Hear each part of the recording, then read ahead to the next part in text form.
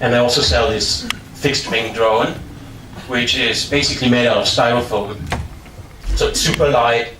It has only one little rotor in the back, and you start it off your hand, you can just throw it up, and then give full throttle, and you fly around. Then on the top right, that's a photo taken in Yunlong a couple of weeks ago. That's a hexacopter, so it has 6 engines. This one has wooden plates, which makes it very easy, very stable to fly, where we all thought wood would be, out of date. And at the bottom you see a T-Rex helicopter. As you can see, the helicopter has some exhaust there, so it's petrol powered. And the other 2 drones sort of are battery powered ones. So obviously the helicopter is a lot louder, it's a lot more maneuverable, it's a lot faster, and it's a lot more dangerous. Seriously, I mean, I'm not kidding. I have to take this opportunity that if you see a drone somewhere flying nearby, don't go close and hold your finger at it, right? It's seriously. I did an interview half a year ago with Bloomberg, and the lady, she was very knowledgeable. She knew a lot of stuff. But then she was like, oh yeah, I'm standing here. Please let the drone fly really close by to me. I'm like, I was just stepping back. I was just kind of like, okay, yeah, do your stuff. I'm not responsible for anything. So at the same time, when that hexacopter that we saw before, with the wooden plates, at the same time we were obviously flying around, and Yunlong there's a lot of space, and we were flying high up. Actually, not that high. This drone there, the really tiny dot you can see, is at 90 meters of altitude. So 90 meters is not much, You look at the ICC, it's almost 500 meters. And 90 meters, that's like a fourth of it, or a fifth. Computer science, great. I have Germany. Hey, I have a calculator there. So if you fly that high, imagine what kind of problems you have. Just really simple stuff, right? You don't know where the front is, right? It's not, I mean, seriously, right? You can have the drone, right? You can rotate it like 720 degrees, or that's easy, 540 degrees, and then you don't know, where it looks at. And then when you start flying, then what happens? I mean, that's really simple stuff. If you go up and down, starting from a certain height, you don't really know if you go up or down. So that's why you need all these electronics, all the helpers that you have, like GPS that can tell you proper altitude. And you need a camera. So now we come to the part that actually we are doing. And it's just one really quick slide before we get onto the future stuff. Is we are creating a Skydrone FPV camera system. So FPV stands for first person view, and that's basically a camera that you mount on your drone so that you can see what the drone is seeing in real time. So I have a small prototype kind of thing here. It's a small box. It's very simple. It has a lens in the top. You see it up there.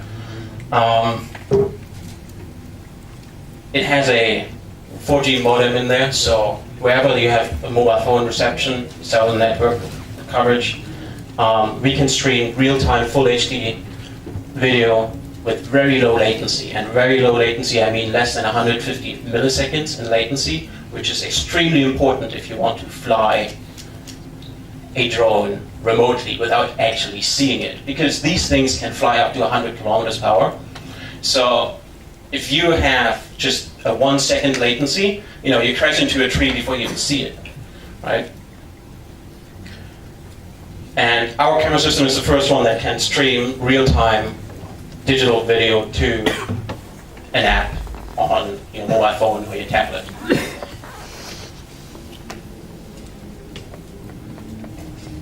So, now to the uses of drones. First thing, you know, being German, I didn't put it up here, but actually, I would deliver beer with a drone. If you're, you know, I mean, you know, if you hang around on the beach and you're too lazy to get to the bar, it's kind of like, would be great.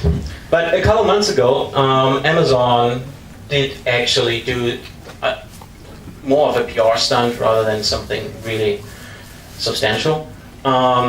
They demonstrated how parcel delivery would work in the US with a drone. And, you know, guess what happened? 2 days later, DHL, pretty much a German company now, kind of copied that and were showing off their drone delivering a parcel as well.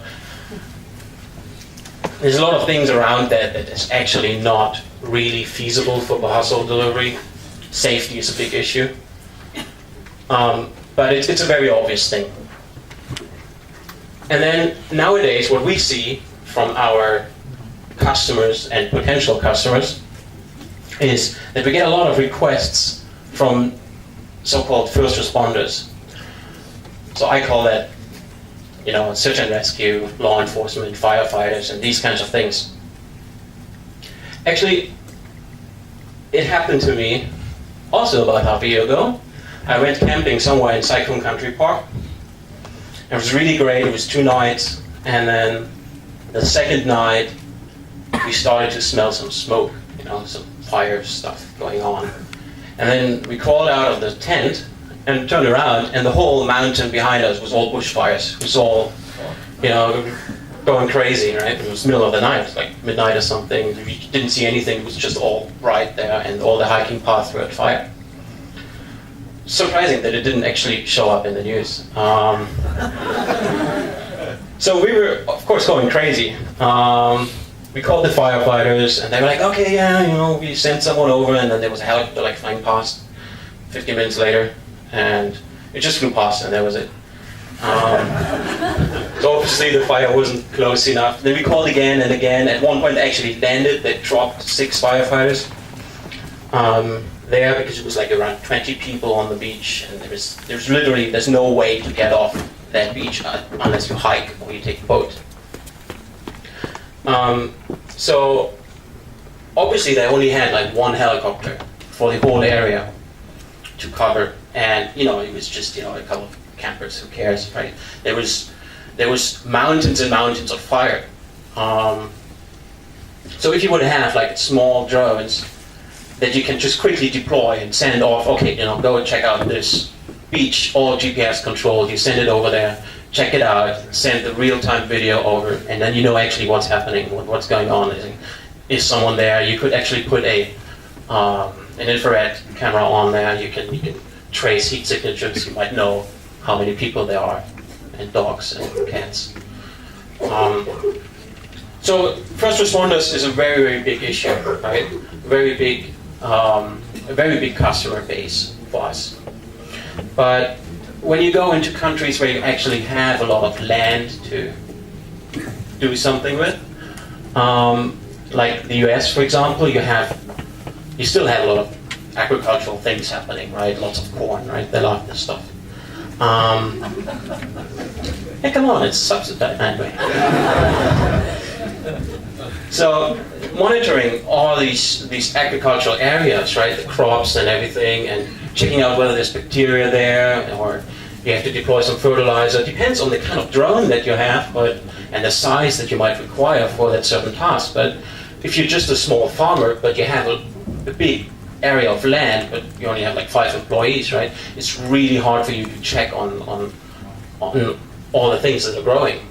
And deploying drones is already in place. It's already being used. The company I mentioned before, 3D Robotics, that put a very big emphasis on that, because that's also one of the easiest way to fly drones legally nowadays, because you know, you fly over, you know, farmland and there's no one there, right? You can, if you crash, you won't hit anyone, stuff like that.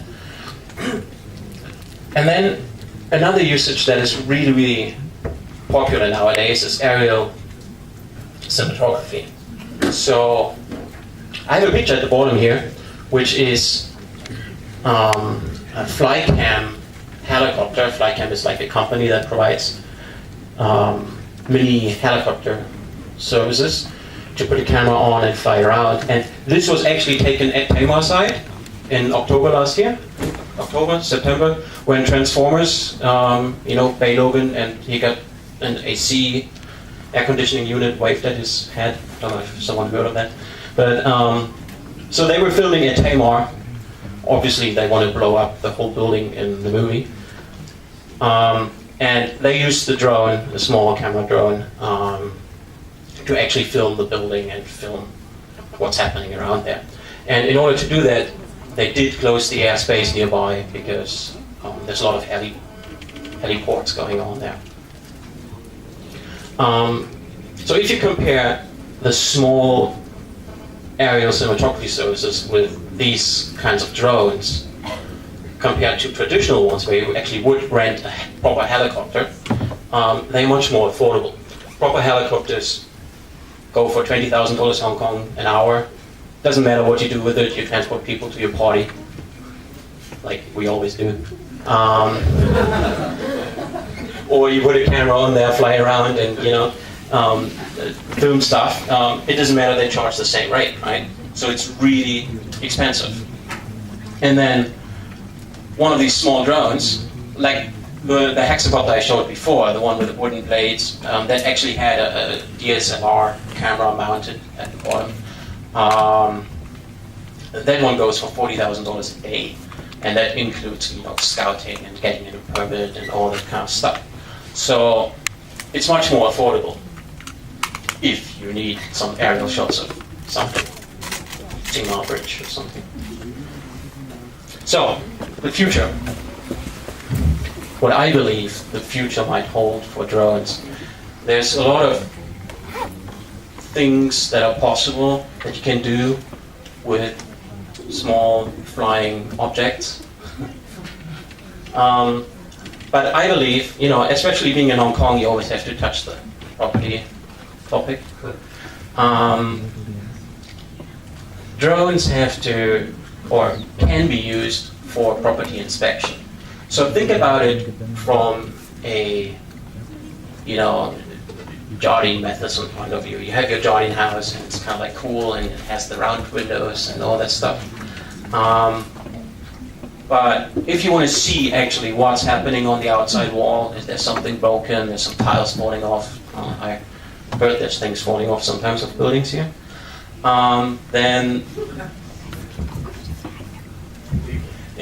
people sometimes too. No, sometimes also like scissors. I saw pictures with like people and scissors in their hand. So. Anyway, so if you want to just check out what's going on the facade, you can take a drone, you fly up, you check it out quickly, and that's really easy, right? The alternative would be you build some scaffolding around. That looks really cool usually, or you lower someone down from the top, so it takes a lot of time. So automated property surveillance is something that actually makes sense, I believe, for skyscrapers, but you can also look at it from a compound view. So say, for example, you have one of these fenced-off areas where, you got a gate in the beginning, and then you go in, and there's a bunch of houses, and there's security dudes that sit in the those are pretty much more advanced than in the little house, and they have to check whether everything is all right. So when I was in the, I have 5 minutes. I only have 5 slides. No, 2 minutes. I'm almost done. So when I used to be in the army for a couple months. Not very long. It was mandatory. Couldn't get out. So we had to drive around the fence like once a night, once an hour, the whole night, and check whether the fence is okay. Right? It's super boring. It's the middle of the night. I was falling asleep. And you could actually have a drone performing the task for you, driving around the fence. You can program the drone to fly at a certain spot, fly around, and just checking it. Right? You sit at home or in your little house, and you just check the video footage. You can have your infrared camera on board as well as a normal camera, so that you actually see stuff at night. And then if something really happens, if something is really wrong at some spot, you can actually go there and do your intervention.